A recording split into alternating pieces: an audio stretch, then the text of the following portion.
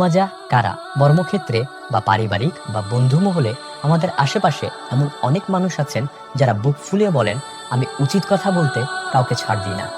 আমি উচিত কথা একদম মুখের উপর বলে দিই। আমি খুব স্ট্রেট ফরওয়ার্ড একজন মানুষ, যা মনে আসে তাই বলি। সব মহলে ঠোঁটকাটা স্বভাবের হিসেবেই আপনি পরিচিত।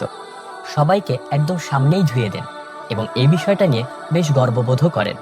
ইসলাম ধর্মে এটাকেই লুমাজাহ বলে। সূরা হুমাজা কোরআনের ১০৪তম সূরা, যা মক্কায় অবতীর্ণ হয়েছে এবং আয়াত সংখ্যা ৯টি। এই সূরাটিতে ৩টি জঘন্য গুনার কথা বলা হয়েছে: গীবত, সামনাসামনি দোষারোপ করা ও মন্দ বলা এবং অর্থলিপ্সা। আল্লাহ এদের পরিবর্তন হতে বলেছেন সূরা হুমাজাতে, নয়তো তাদের জন্য অপরিহার্য ধ্বংসের সতর্ক বাণী দিয়েছেন। আল্লাহ তাদের প্রতি কঠোর লানত প্রকাশ করেছেন। আসুন আমরা একটু নরম হই, সহনশীল হই এবং অন্তরকে পরিশুদ্ধ করি। মনে রাখবেন, আল্লাহ যাকে নম্রতা দিয়েছেন সে দুনিয়ার সেরা নিয়ামত পেয়ে গেছেন।